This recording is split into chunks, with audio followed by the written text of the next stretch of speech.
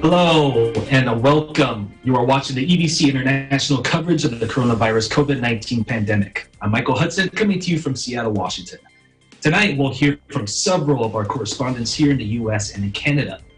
Thomas Likeness, Edmonton, Alberta, Canada.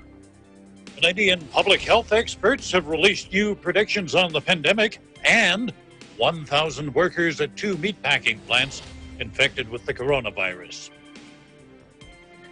May Bondak Ramos, Washington, D.C. The Washington, D.C., Maryland, and Virginia is gearing up to gradually reopen. Abigail Dumlau, Rochester, New York. Governor Cuomo outlines phase plan to reopen New York. Nicole Adeline Padilla, Baton Rouge, Louisiana. Louisiana's stay-at-home order extended until May 15th. And Angel Membrere from Sacramento, California, talks about California's resilience roadmap stages in response to the COVID-19 outbreak. Winverly Rivera, Camarillo, California. In Los Angeles County, the total number of confirmed cases is 20,976, with 1,000 deaths, as announced today by the Los Angeles Public Health Department. Plus tonight, we get to meet the quarantined foodie Rani Boyuga as he tells us more about his love for food and how the lockdown inspired him to cook his own.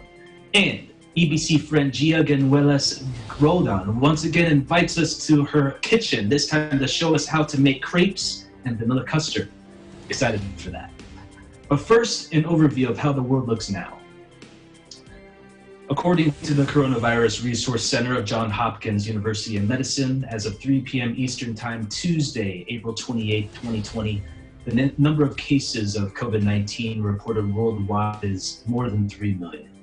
This includes more than 1 million in the US and more than 49,000 in Canada. Sadly, this virus has claimed more than 215,000 lives worldwide. This number includes more than 57,000 deaths in the US and more than 2,900 in Canada. Our coverage begins now. Now that wearing masks in public places a must, deaf people who rely on lip reading are faced with a challenge. However, Indonesian tailors have hit upon the perfect solution: see-through masks. One husband and wife duo in Makassar on the Sulawesi Islands started producing cloth masks with transparent plastic in the middle to help fellow deaf people.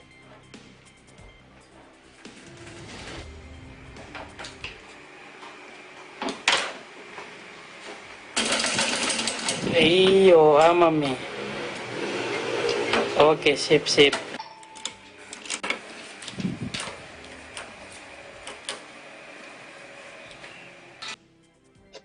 Buddha Rodden and her husband used to sew cushions, bed sheets, and curtains for customers.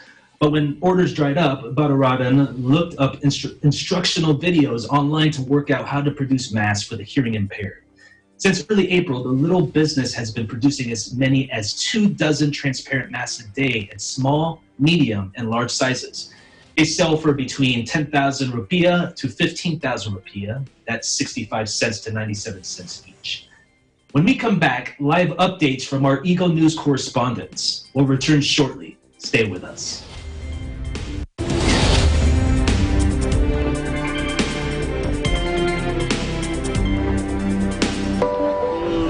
Magtatagumpay tayo, salamat. Kung mag-fail tayo, salamat. Ang importante po, sinubukan natin, ginawa natin yung makakaya natin.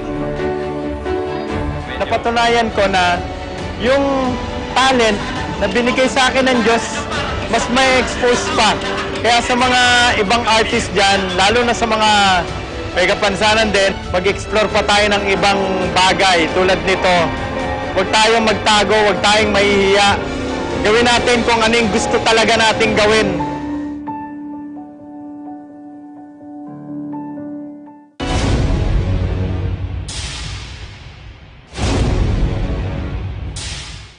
This program is presented by SMC Infrastructure, building a better world. Vet-approved NutriChunks, the only premium dog food with active boost for optimum energy and prebiotics that help strengthen immunity. Just like Catherine Bernardo, gawing listo ganado ang fur babies nyo. Listo ganado sa NutriChunks. Co-presented by Kubert, expert in air conditioning and electromechanical. Also engaged in structural, electrical, fire protection, plumbing, and sanitary services. Kubert, your ultimate MEPS and air conditioning solutions. Vita Herbs Philippines Green Coffee. Masarap, mabango, at healthy pa. Canrib Corporation, your ventilation and air conditioning specialist. New San Jose Builders Incorporated.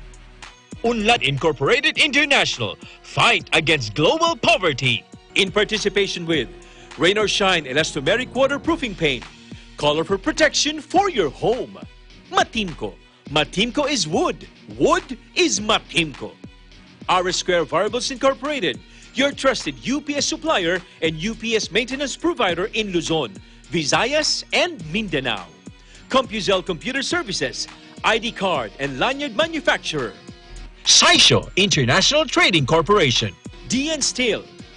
EMAC UPVC Roof Corporation.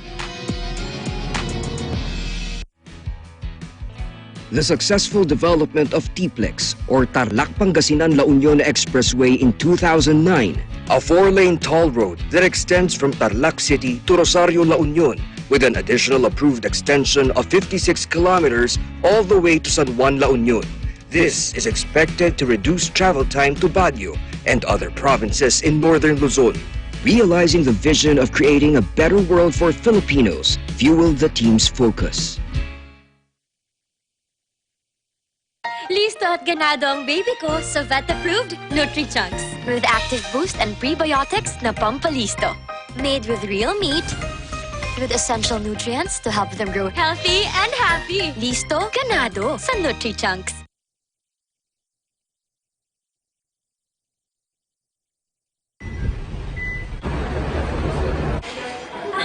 Hi, I'm Ida. Ida came back from her trip in Wuhan, China. She is a positive carrier of the coronavirus. Hi, I'm Lorna. Lorna is Ida's cousin. She can be a family member, a friend, a relative, a colleague, or anything related to Ida.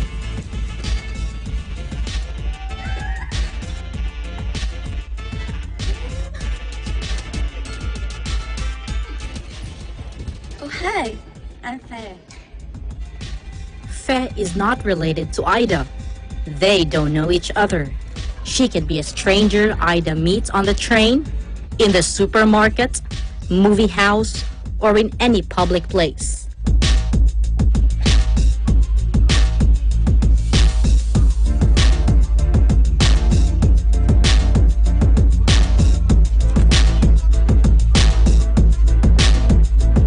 Now, Ida is in the hospital and is being treated, and Lorna is placed in quarantine. Ida doesn't know Fe. Lorna doesn't know Fe. And Fe doesn't even know anything. Hi, I'm Inocencio. Inocencio has no contact with any virus carrier. But if he goes out,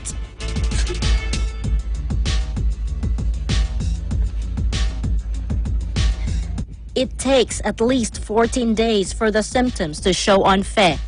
This is the purpose of a community quarantine or lockdown, to give time for the healthcare professionals to find Fe and all those she had close contact with, and to keep Inocencio from contracting the virus.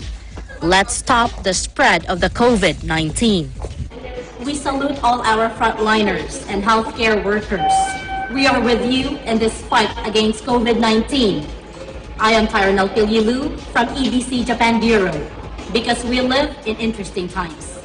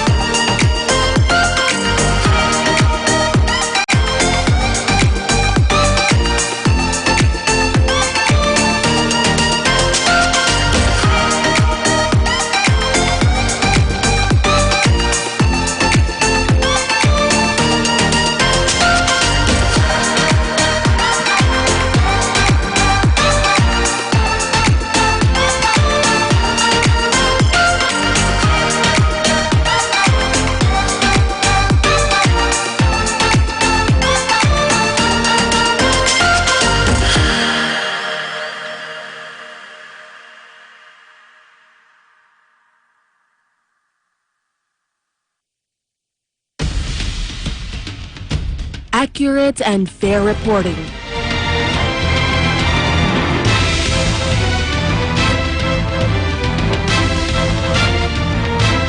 Not only from Batanes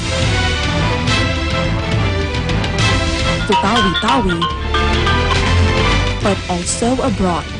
Detailed and timely stories relevant to people all over the world. Catch all of these at Net25, your reliable source of news, entertainment, and technology updates.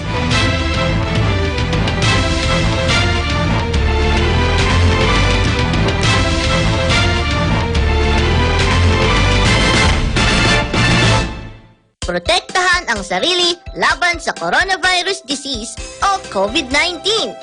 Narito ang ilang paalala.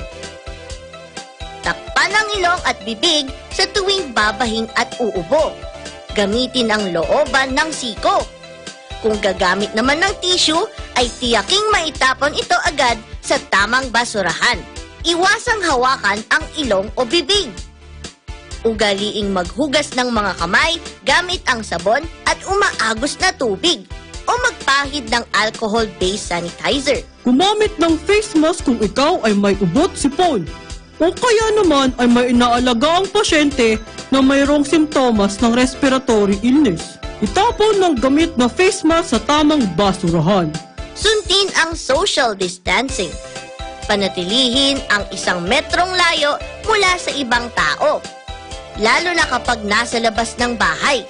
Kung maaari ay umiwas muna sa mga matataong lugar. Laging tandaan, mahalaga ang kalinisan upang sakit ay maiwasan.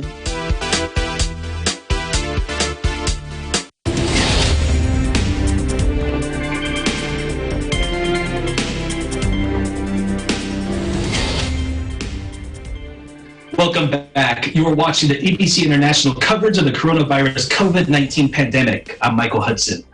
Canadian public health experts released new predictions on the pandemic. 1,000 workers in 2 Alberta meatpacking plants infected with virus.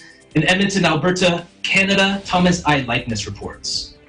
Good evening, Mike. Those are the 2 things I want to touch on this evening. First, the new modeling was released today by Canadian public health officials, and they gave us 2 predictions. Now, under the worst case scenario, COVID-19 deaths could total nearly 3,900 by 1 week today. Under that prediction, total cases would reach almost 67,000. Things get better in the second scenario. That's the best case, 3,300 deaths, 53,000 cases by May the 5th, again, next Tuesday. Chief Public Health Officer Dr. Teresa Tam says the epidemic in Canada is slowing. But she says, she says the number of cases now is doubling every 16 days. Now, just a few weeks ago, those cases doubled every 3 days. So we're managing it. We're managing it. Can't really say we control it yet. She says restrictions will have to remain in place for some time. And this is to prevent future epidemic waves. This is how she describes it. Her words, this fight is a marathon. A marathon is going to be a long time. The numbers in Canada, 49,000 cases as of today, more than 2,700 deaths. Now, the other situation I want to tell you about is the COVID-19 outbreaks at 2 southern Alberta meatpacking plants. Alberta's Chief Medical Officer of Health, Dr. Dina Hinshaw, says between the 2 plants, nearly 1,000 workers have been infected. As of today, there have been 759 cases confirmed among workers at the Cargill meatpacking plant. There have also been 249 cases confirmed among employees and contractors at the JBS plant in Brooks. These outbreaks show the remarkable ability of the virus to spread quickly. That is why we are doing everything possible to identify and manage every outbreak, including those in High River and Brooks. You've heard me talk about the outbreak at the Cargill plant in High River. More than half the plant's workforce is from the Philippines. They've got over 2,000 people working there, so that's 1,000 or more from the Philippine community in High River work at that plant. Now, unfortunately, as well as the workers being affected, it spread to the community, and Now we've got more than 1,100 cases linked to that one plant. Working conditions, that's what a lot of the problem was. Working conditions in the plant led to the spread of the disease. Hinshaw says steps have been taken to manage the situation.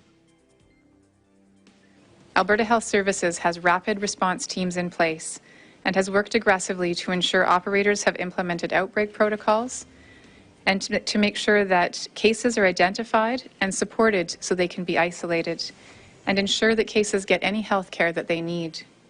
AHS has made sure that contacts are identified in order to contain spread, and has also made testing widely available, including to those without symptoms in outbreak settings. Alberta Health Services has also been working very hard on providing temporary housing for isolation and any other needed supports for those who are at risk. You know, it's sad when people are just trying to make a living, they're trying to support their families, they find themselves victims of an invisible enemy, and an enemy that, you know, with some prevention, they may not have become sick. And equally sad and disgusting, you know, this just really upsets me when I hear about this. The online comments, the backlash against not only the Filipino community, but the whole Asian community. It's a sad situation indeed. We're reaching out to some people in southern Alberta, in the Filipino community, to get their comments on that, and we hope to have that for you in the next couple of days. In the meantime, for all of you, I wish you all good health. Take care of others. Take care of yourselves. Stay home, stay safe, and stay tuned to Eagle News for accurate and balanced coverage of the COVID-19 pandemic. In Edmonton, Canada, Thomas I. Likeness, Eagle News. We live in interesting times. Thomas, I just have a couple of questions for you before you sign off. Sure, Mike, go ahead. Hypothetical question. So let's say, for example, you're in the shoes of the governing parties in your country. Do you feel that they're doing all they can to get through this situation? Or, I mean, what would you do different if you're in their shoes right now? Oh, my goodness. Somebody once asked me what I'd do if I got elected, and I said the first thing I'd do is demand a recount. But seriously, the government here in this province has taken a very conservative approach to things. We're not going to be easing up on restrictions anytime soon, and any easing up is going to be very, very gradual. And for that, I've got to credit them. Federally, again, we've got a prime minister who's very cautious. And the other thing I like about this is, yeah, these restrictions are hurting incomes and everything, but the government has provided some financial support, even for people like freelancers, people who are self-employed. There are financial supports available to them, and they keep adjusting these programs when they find out a group of people over here, for example, may not qualify. They'll adjust the program. I don't know whether I could do much more. I've got to say, and I've always been a critic of the government. I've got to say they've done a good job. Excellent. And you know, it pains me to hear about the Filipino community, you know, the backlash that's going on. Do you know of any groups that are working with these groups to ensure that something like this doesn't escalate or things of that nature? Well, again, it's a matter of just people calling these people out, and fortunately, they're a minority. They're a minority that just finds it easier to blame somebody, blame one group, than try to take the trouble to understand what's really going on. Absolutely, absolutely. Well, I really appreciate your time, Tom. Take care, and we'll see you soon. You too. Stay in good health, Mike. I appreciate it. The DC, Maryland, and Virginia region is gearing up to gradually reopen. Eagle News correspondent May Bondag-Ramos in Washington, D.C. has the details. Hi, Mike. We've been staying at home for several weeks now, and our lives have been completely changed as a result of COVID-19. As each day passes in this pandemic, what we are all faced with is, how do we get back to work? How do we move forward? How do we get back to normal?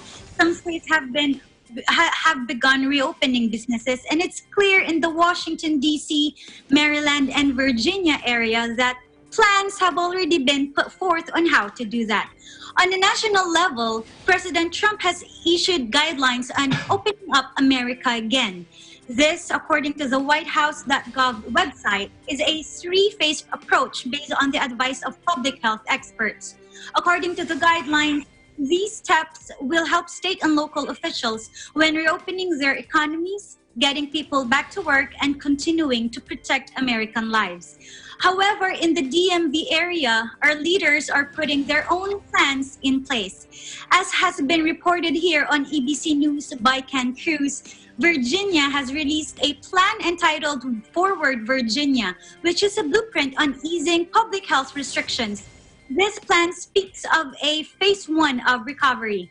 We can only get to phase 1 if certain criteria are met. These are downward trend of positive tests and hospitalizations over 14 days, increased testing and tracing, enough beds and intensive care capacity, and increased sustainability of PPE or personal protective equipment supplies. Once these criteria are met, then we would move into phase 1, which would allow some businesses to reopen, and there would be continued social distancing, continued teleworking, and face coverings would be recommended in public. Governor Northam, in his press conference, hopes to get to phase 1 by May 8, as he extended business closures till that date.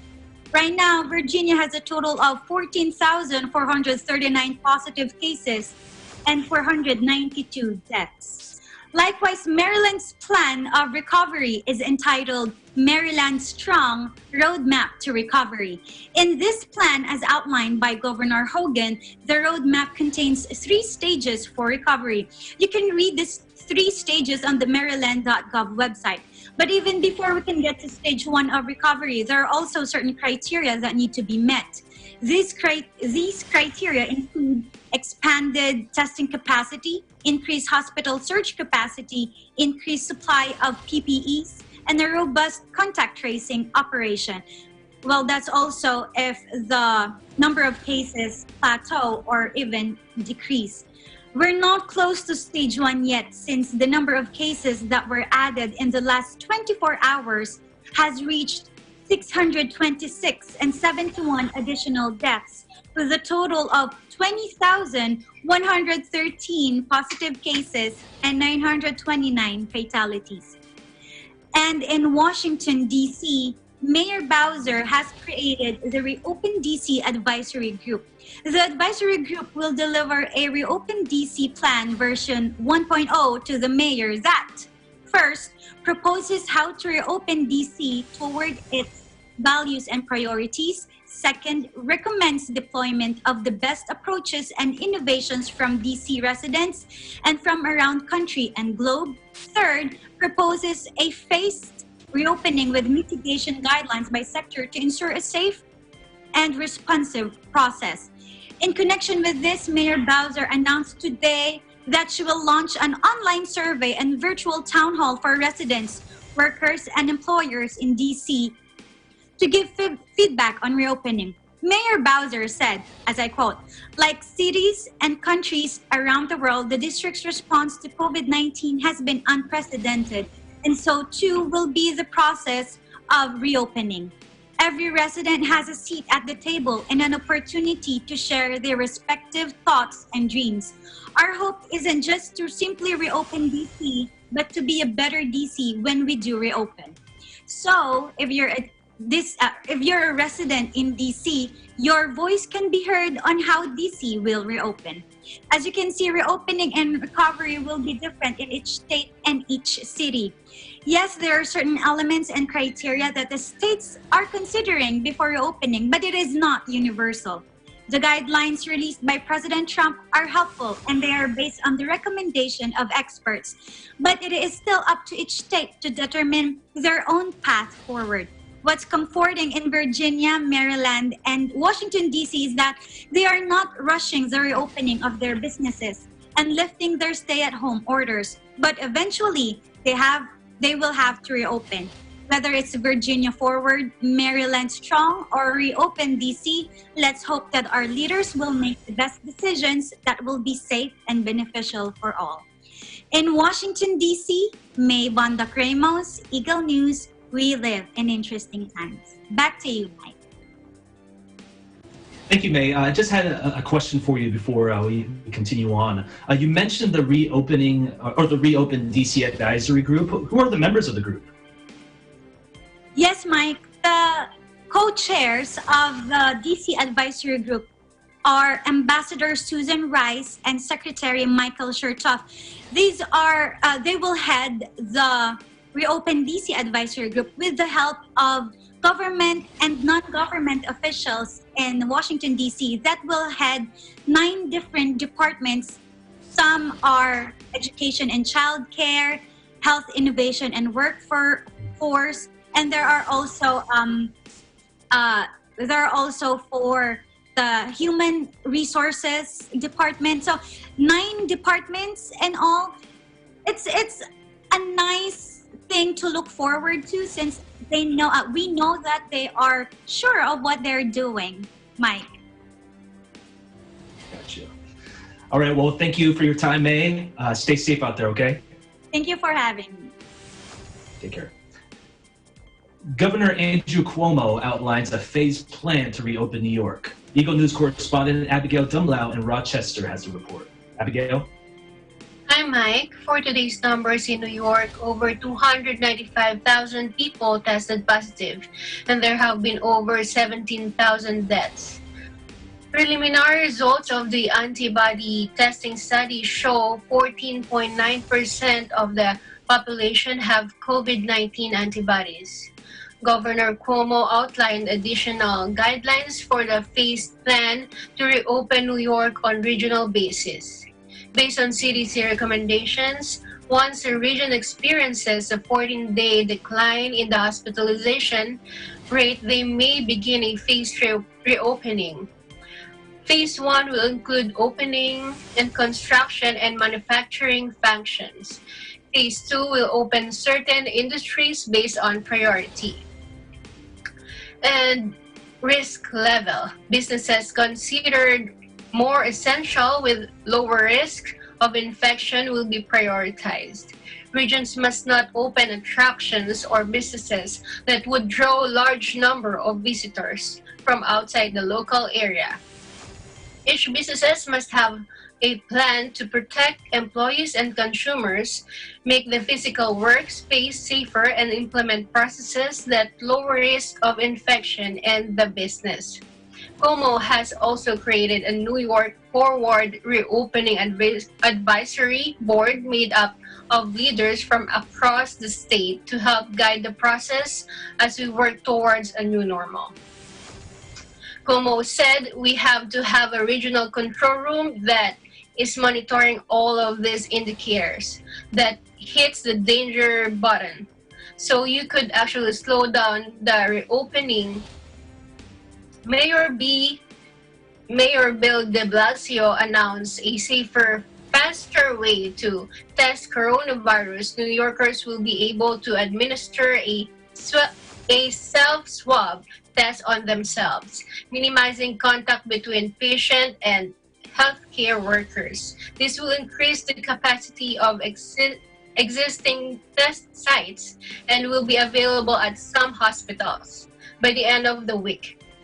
This morning, New Yorkers looked up the sky to watch a flyover by the military elite.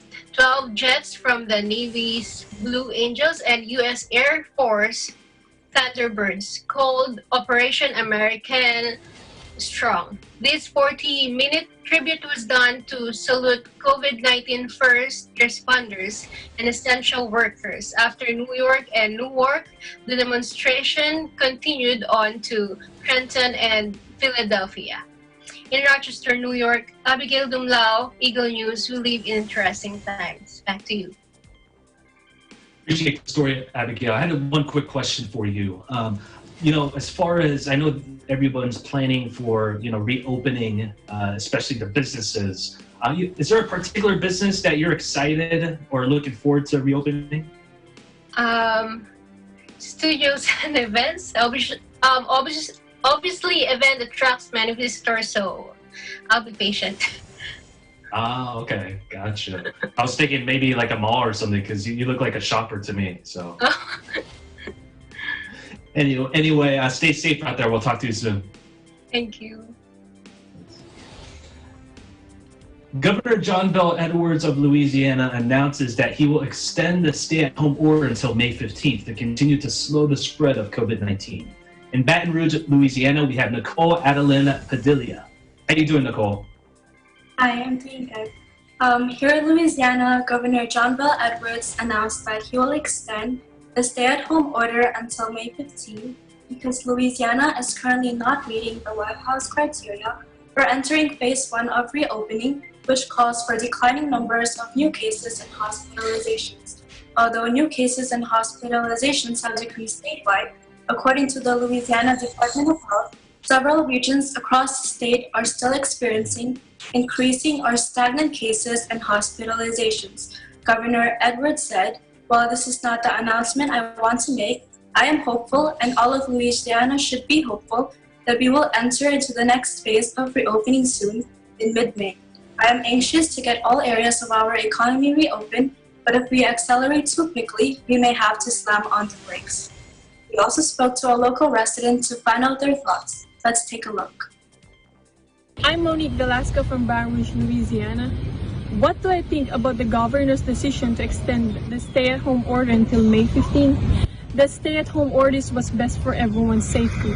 I believe they made this decision to slow down the spread of COVID-19 and help flatten the curve. A lot of people and businesses are affected by this order, but all I can think right now is how to value human life. Everyone should take this order seriously. This order is to protect everyone's safety, everyone's health and well-being. Everyone should comply with the safety measure and orders of the government because I believe they made this order for the best of the general population. Show your care, help save lives, stay at home.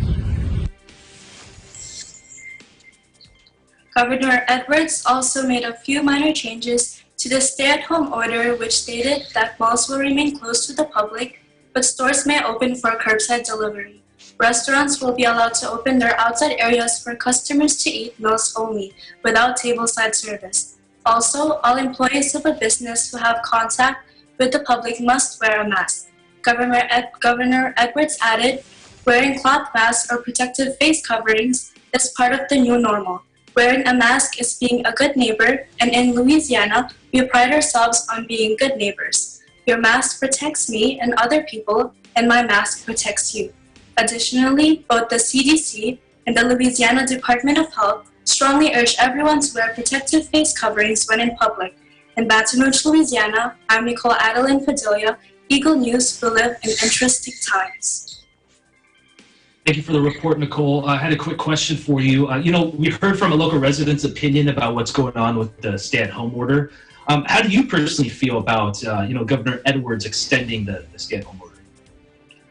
Well, a part of me feels somewhat sad because of the uncertainty of the situation and that we won't be able to go back to our normal routine just yet, such as going to church or getting bubble tea with friends.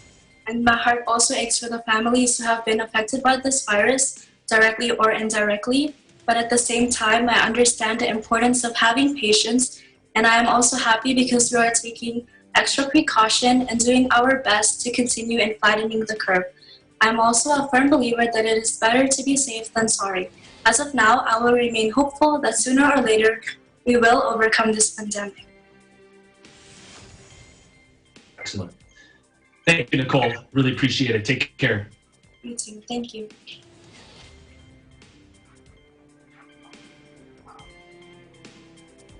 So our next report is in Sacramento, California, the Resilience Roadmap in response to the COVID-19 outbreak. Angel Membrere reports.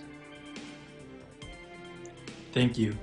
To give an update on the amount of individuals who have been affected by COVID-19 in Sacramento County, as of April 28th, there have been 1,053 confirmed cases and unfortunately 41 deaths, which brings the state of California's numbers to 45,031 cases and 1,809 deaths. And although the amount of new cases has decreased as compared to previous weeks, we understand that these are still real people, real families, real loved ones who have been affected, and so we offer our sincerest condolences.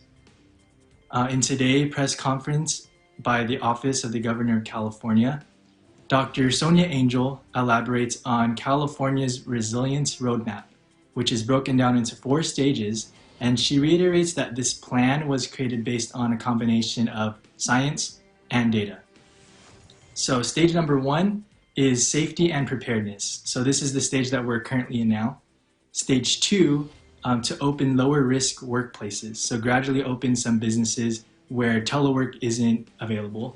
And then stage 3 is higher risk workplaces. So this includes personal care, churches, some entertainment venues. And then stage number 4 would be to end the stay-at-home order, which would allow for concerts, conventions, sports with live audiences. She goes on to talk about how we as individuals can all be a part of the solution and our individual responsibilities. Let's take a listen. The final thing that's really important for all of us to remember is that ultimately we all have some responsibility in this. The responsibility exists at all levels, from the individual, from the way you make decisions about the way you move in the environment, from businesses, from the ways in which they change the environment to lower the risk, and ultimately also to government in the ways that we help support and lift up appropriate policies. So after Dr. Sonia Angel concluded, Governor Gavin Newsom went on to mention when these 4 stages for California's resilience roadmap would take place. So as previously mentioned, stage 1 is where we are in now. Stage 2 will be in weeks, not months. And it's important to note that stages 3 and 4 will be in months, not weeks. So that means it could be several months before larger public gatherings could be allowed and when the stay-at-home order is lifted. He followed up with a message of caution that plans may continue to change from here. If the data changes, we start to see some spikes, some increase in our community surveillance. We start seeing numbers that raise alarm bells. That's an indicator that's no longer green or even a caution light turns red, and as a consequence, we adjust in real time. So just want to remind folks of the dynamic nature of this effort and the very sober framework to which we make decisions, again, on the basis of fact and data, not ideology, not what we want, not what we hope, but what actually is and what we confidently can predict in the short and medium time. In Sacramento, California, Angel Membreri, Eagle News, we live in interesting times. Thank you, Angel. Coming up, we'll have a live report from LA from Winbury Rivera and also meet the quarantine foodie. Eagle News will return shortly. Stay with us.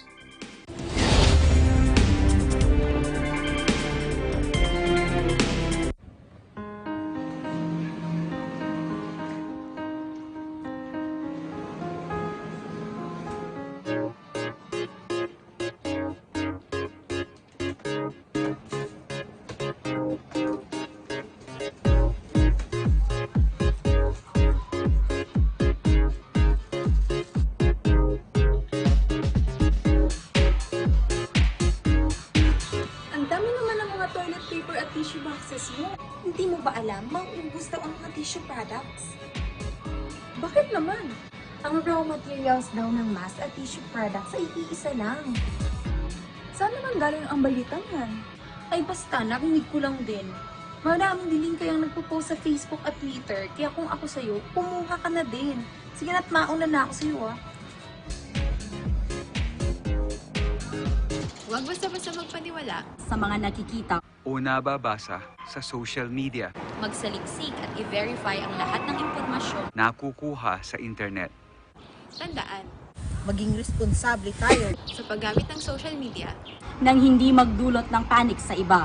Kung paanong dapat labanan ng COVID-19.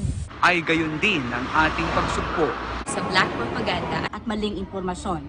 Dennis Lu, Lou Omelda, General Partosa, Tyranel Pililu, Hannibal Arevalo, EBC Japan Bureau. We live in interesting times. Know the latest news and information here and abroad in Aguila Balita, the morning and noontime news programs brought about by the synergy of Net25 and Radyo Aguila. Get the fresh news and reports from Luzon, Visayas, and Mindanao in our midday newscast in Aguila, Pilipinas. Track the latest stories in the provinces in Aguila, Provincia. Be aware of important events in the region in ASEAN in Focus.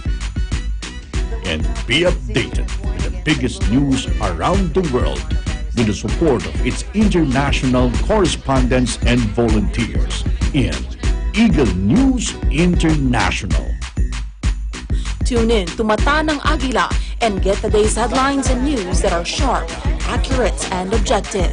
Catch all of these on Net25, your reliable source of news, entertainment, and technology updates.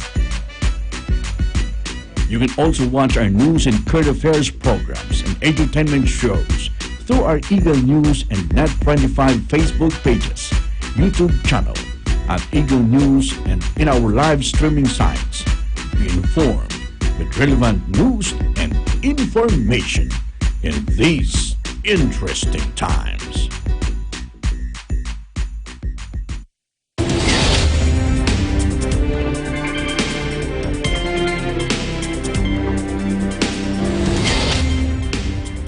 Welcome back. You're watching the EBC International coverage of the COVID-19 pandemic. I'm Michael Hudson reporting from Seattle, Washington. Governor Gavin Newsom of California announces the launching of a new program, Restaurant Deliver Home Meals for Seniors. In Camarillo, California, Eagle News correspondent Wimberly Rivera has the story. Good evening, Mike. In Los Angeles County, the total number of confirmed cases is 20,976. with 1,000 deaths, as announced today by the Los Angeles Public Health Department. Meanwhile, the state of California now has 45,031 confirmed COVID-19 cases, which is a 3.6% increase, and 1,809 deaths, as recorded by the Johns Hopkins University and Medicine Coronavirus Resource Center. For many residents living in California, it is no surprise to how much this pandemic has significantly impacted the hospitality industry and those who are part of our vulnerable communities. In an effort to provide support for both, California Governor Gavin Newsom announced the launching of a new program, Restaurant Delivery Home Meals for Seniors. The first of its kind statewide program was placed into immediate effect last Friday and was created through the partnership with the Federal Emergency Management Agency and local restaurants, eateries to prepare and deliver free food to the vulnerable adults. In addition to helping provide meals to vulnerable adults in need, this program is also targeted to help create jobs to those whose livelihood may have been impacted by the pandemic. According to Newsom, during a press briefing last Friday, this partnership will allow for the ability for restaurants to start rehiring people or keep people currently employed.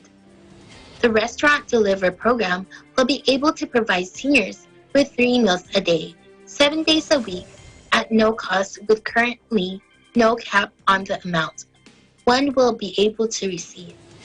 Specifically, here in Los Angeles County, Mayor Eric Garcetti announced today the second phase of the Senior Meal Emergency Response Program. This program received new funding from FEMA and the state and is now able to expand by not only providing meals to seniors, but also providing laid-off workers with opportunities of employment.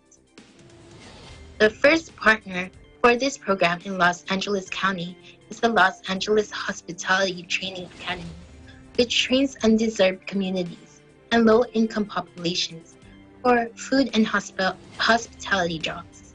This added funding for the programs also provides taxi drivers with the option to work delivering meals to vulnerable seniors who will participate in this program.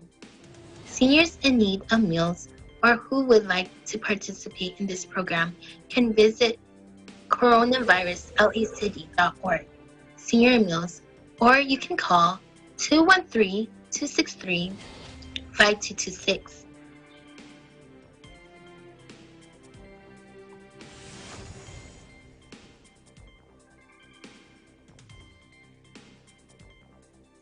So, according to the Department of Public Health's website, this program has dual purposes. Obviously, one is to help keep people working and earning an income, but another benefit is that older people can just eat meals by staying at home, thus reducing their chances of catching or spreading the COVID-19 virus.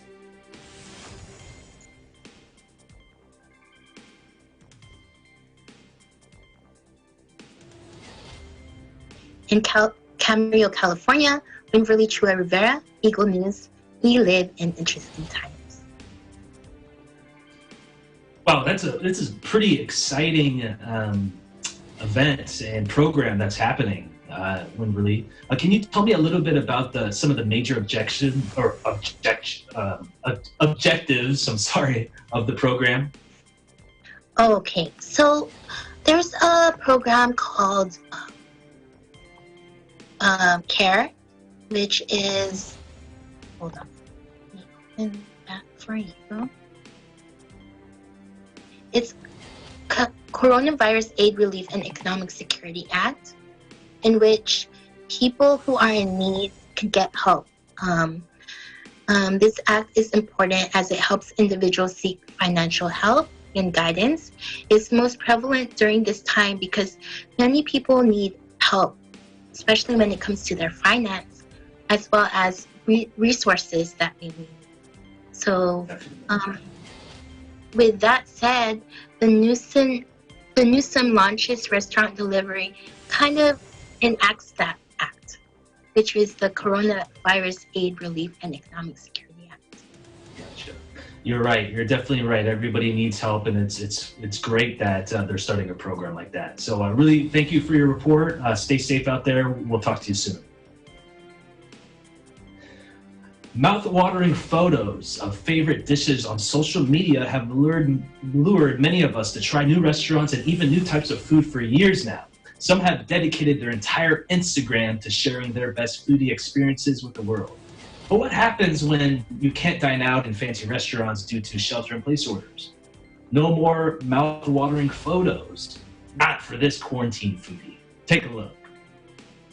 It's a hobby inspired by social media, taking photos of our food. Whether our own creation or a favorite dish at a local restaurant, as a society, we just can't get enough of witnessing all that great food out there, even if it's only through photos online. But for some, it's not just about the food, but also the people you share the food with and the memories those moments inspire. Ronnie Bayuga, a systems engineer by profession and a true foodie at heart, believes just that. His passion for discovering the best places to dine date back to his high school days when his friends would seek his advice on dining options. His mother taught him to cook at 10 years old. From there, he worked at Chinese, Japanese, Italian, and other restaurants as a cook to master his skills. Fast forward to family life, Ronnie married the love of his life, Donna, and together they had 4 sons. The twins, Jonathan and Joshua, are students in the School for Ministry. Jacob is a computer science major and loves to cook like his father. Jaden is a gamer and somewhat of a food snob. His enjoyment of food is limited to when he gets to eat it. As a family, their favorite hobby has mostly been about traveling and finding local places with great food, or visiting hotspots featured on popular TV shows. In fact, a 2-hour drive to a family favorite out of state is not an unusual request for this family. That is the connection to food the boys were raised with. From the photos of their foodie trips with family and friends, it's easy to see that their connection to food and their connection to people are similar. Different types, different places, but all special when enjoyed together. So what happens when a foodie can't go out or visit friends or favorite dives? He creates his own spectacular dishes with #QuarantinedFoodie. Ronnie is enjoying being able to cook for the family, which work away from home didn't allow before. With the whole family working and going to school at home now, They can cook together, but more importantly, they have time to eat together at home. They're even enjoying posting the photos of their labors. Their food trip friends have joined in on the fun now too, by sending photos of what they're cooking and creating to their group chat. They all still miss going out after church to Korean barbecue and grabbing hot and ready at Krispy Kreme, but they know that when stay-home orders cease, they will also miss the moments of working together, playing together, and hanging around the kitchen table together to prepare their latest quarantined foodie post. Lisa Docena, Eagle News. We live in interesting times. Oh man, that's awesome. You know, although when food's good, sometimes I just have to dig in. I mean, I can't take the time to take a photo, especially if I'm hungry. But enough about me. But let's meet the quarantine foodie. Hey, Ronnie, how you doing today, my man? How you doing, Michael? Glad to be here. I'm great to have you. Really appreciate it. So, first question. You know, I'm a little behind the curve when it comes to lingo. You know, these kids nowadays. You know, the term foodie. I mean, I have a rough idea what it means, but what does it mean to you? It's just a person who likes to have good food. And some of them are just people who go out to find nice restaurants. Some, you know, out of the way, small, cubby places, but good food nonetheless. And then some, they love to cook. Gotcha. So what are some of your go-to spots in your area? I know you're kind of in the Cleveland area. So are there any go-to spots you like to go take photos of food? Our group of friends, we love to go eat Korean barbecue. And so we go to Seoul Garden in Parma. And then we also like to go here in Michigan, out here in Michigan at Ajishin, which is the best soup and sushi that you'll ever have. I've never had soup and sushi like they have anywhere in the States. So it's fantastic. Oh man, you're gonna have to take me there one of these days. You're welcome. So I mean, can't wait. Looking forward to it. So before social media, before even the explosion of social media happened, I mean, what was the ideal life of Ronnie when it came to food? Before social media, I've had a bunch of friends, mostly Chinese guys and some Vietnamese guys. We would go out for dim sum during lunch break in high school, and we would spend like $100 or $150 back then just to eat really good dim sum. And then when I moved to Toronto, we had everything there. We had Greek food, really good. Jamaican food, really fantastic. French, German, everything. We got to experience a lot of good cuisine in Toronto. So, and back then I was also cooking at restaurants, and Japanese, Chinese. I did Italian restaurant also. So we had a lot of great food during that time. Oh man, fantastic time. Awesome. And so we make the transition now to social media. So when you started taking pictures of food, started posting it on, I'm assuming, Instagram and Facebook and things of that nature, and having the hashtag quarantine foodie. So, I mean, is this just for fun? I mean, how did you get started in doing all this? It was a thing to do back, I think I started my account in 2015. And basically what I wanted to do was remember the places I went to, what good food I like to eat. And because I know I travel a lot on my own, and sometimes I want to bring my family or even my friends, and we'll go out and try the places I went to. So that's the original intent. The quarantine foodie hashtag was just, something to play with while we're stuck at home. Gotcha. Gotcha. It's pretty catchy if you ask me. But you know, you're talking about your family. So I mean, what do they say about, you know, your photos? I mean, are they annoyed by it? Are they supportive? I mean, are they kind of following in your footsteps as well? How's that working out? My sons are following in my footsteps. The two that I have at home. So they're very particular also about how they take their pictures and what they, you know, all the lighting and everything. They're going crazy about it. My third son, Jacob, he loves to cook. He learned how to cook, how to make cheesecake at the age of 9, I believe. And we did a 3-week perfect the cheesecake thing, and we ate it all. I ate it all. So yeah, and then my youngest one, all of my kids actually, you know, they love to eat good food.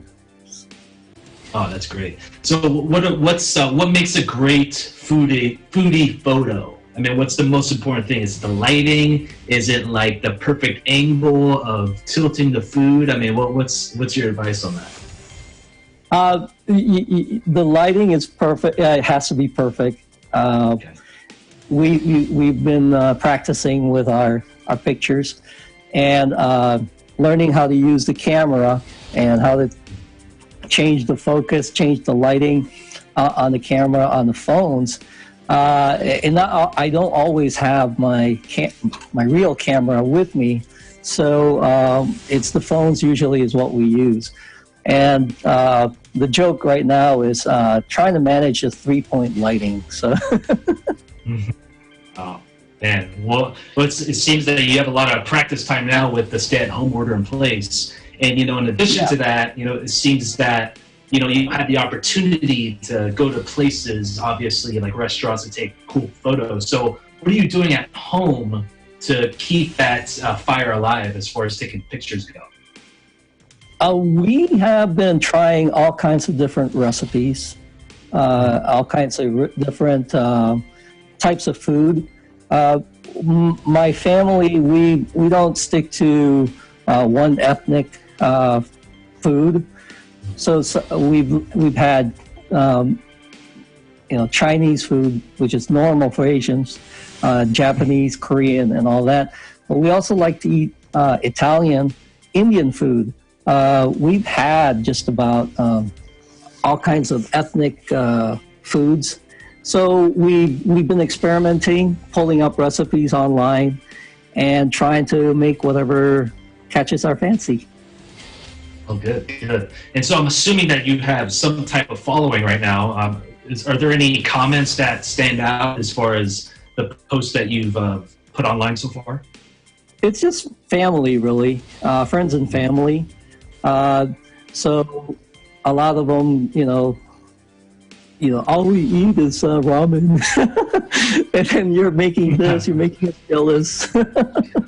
So things like that. It's just good stuff. Our other friends are on our chats, and they've been posting a lot of what they're making, and making everybody else jealous. So we kind of miss going out and eating out and taking our trips.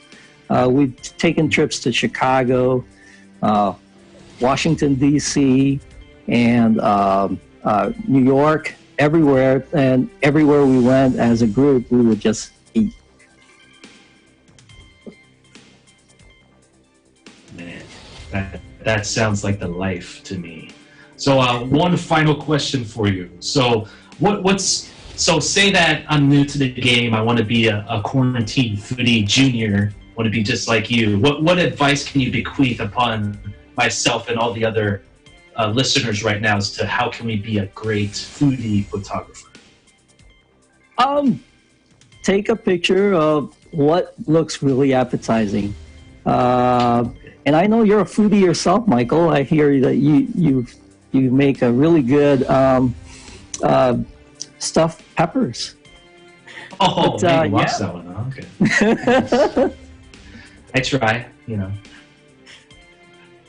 Appreciate So yeah, it. just Well, hey, thanks. Oh, okay. Well, hey, thanks for joining us, Ronnie. If you make videos of your cooking, make sure to share them with us, okay? I will. Thank you for having me. Thanks for being on. Really appreciate it. Thank you. We'll have more food talk when we come back. Stay with us. This is Eagle News.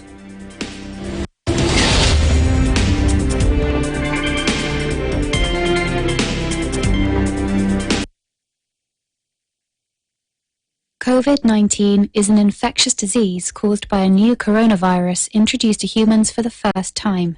It is spread from person to person, mainly through the droplets produced when an infected person speaks, coughs, or sneezes. These droplets can land in the mouths or noses of people who are nearby. These droplets are too heavy to travel far in the air. They only travel approximately 1 meter and quickly settle on surfaces. This is the reason person-to-person spread is happening mainly between close contacts. The exact time that the virus can survive on surfaces is not yet known. So it is wise to clean surfaces regularly, particularly in the vicinity of people infected with COVID-19. Hands touch many surfaces, which can be contaminated with the virus. You should therefore avoid touching your eyes, nose, or mouth, since contaminated hands can transfer the virus from the surface to yourself. When coughing or sneezing, cover your mouth and nose with the bend of your elbow or use a disposable tissue. If a tissue is used, discard it immediately into a closed bin. The most effective way to prevent the spread of the new coronavirus is to clean your hands frequently with an alcohol-based hand rub or soap and water. This will eliminate the virus if it is on your hands. Stay healthy and prevent the spread of COVID-19. Events happen around us all the time, in our community, in our country, around the world. Events that affect people, move communities, or simply inspire us. Interesting events that people need to know. In these interesting times, we continue to be a competent partner in delivering news about these events. Fast, accurate, balanced. Eagle News, because we live in interesting times.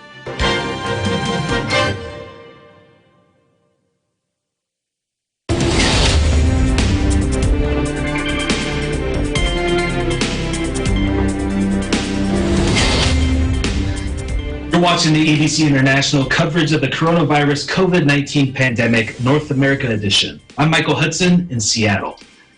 Still got room for more dessert? EBC friend Gia Ganuelas Roldan takes us to her kitchen in San Antonio, Texas, and teaches us how to make crepes with vanilla custard. Take a look. Howdy from San Antonio, Texas, and welcome to Gia's Kitchen. I am Gia Ganuelas Roldan. For today, I'm going to share a simple recipe of crepe. Let's start first preparing our ingredients.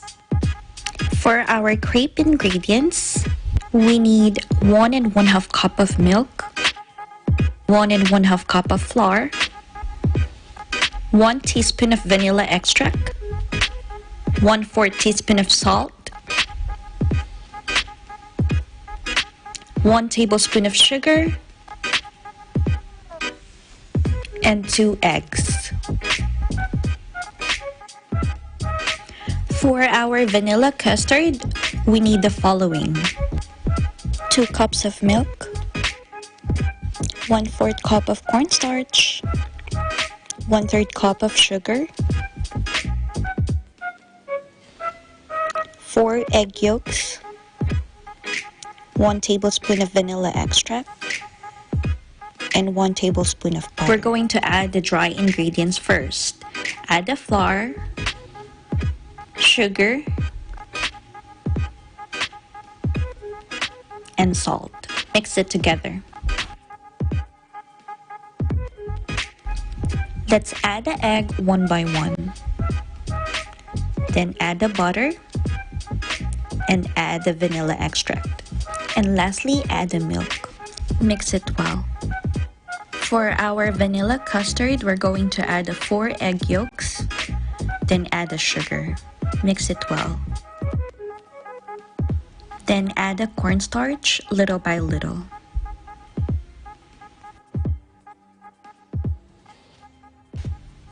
Bring milk to simmer. Then add a little milk on the mixture. Put back the mixture to the pot. Then mix it well till you have this type of consistency. Then add the butter and then add the vanilla extract.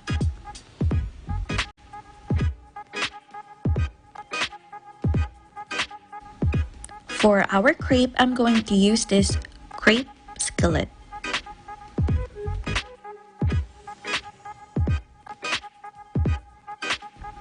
You can also use a regular pan. Turn the stove to medium heat. Then add a little butter.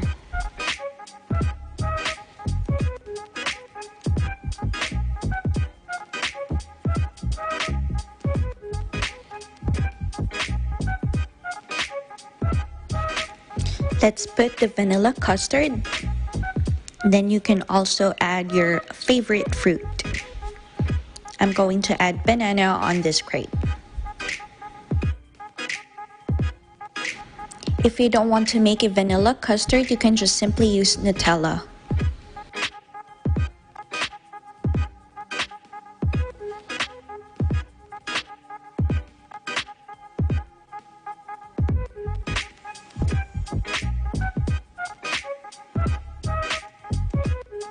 And finally, here's our homemade crepe. A simple and delicious treat your whole family can enjoy. I hope you enjoy this stay-at-home recipe. In San Antonio, Texas, I am Gia Ganuelas Roldan, Eagle News. We live in interesting times.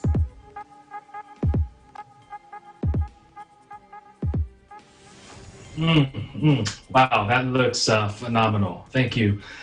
Eagle Broadcasting Corporation invites you to our 52nd anniversary event, Enjoy Music Beyond the Crisis. It's an online concert that started last Sunday and will happen again on May 3rd, 10th, and 17th from 9 a.m. to 11 a.m. Philippine time. It's an e-concert for a cause streamed on all EBC social media channels to help our frontliners, healthcare workers, and communities affected by the COVID-19 pandemic. A few reminders before we end today. Make sure you wash your hands often with soap and water. Cover your mouth and nose if sneezing or coughing. Avoid touching your eyes, nose, and mouth. Avoid contact with sick people. If you are sick, stay home and call your healthcare provider. Practice social distancing. Keep distance between yourself and others and avoid crowds. Wear a protective face covering when out in public. Let's continue to thank our frontline and essential workers with a round of applause.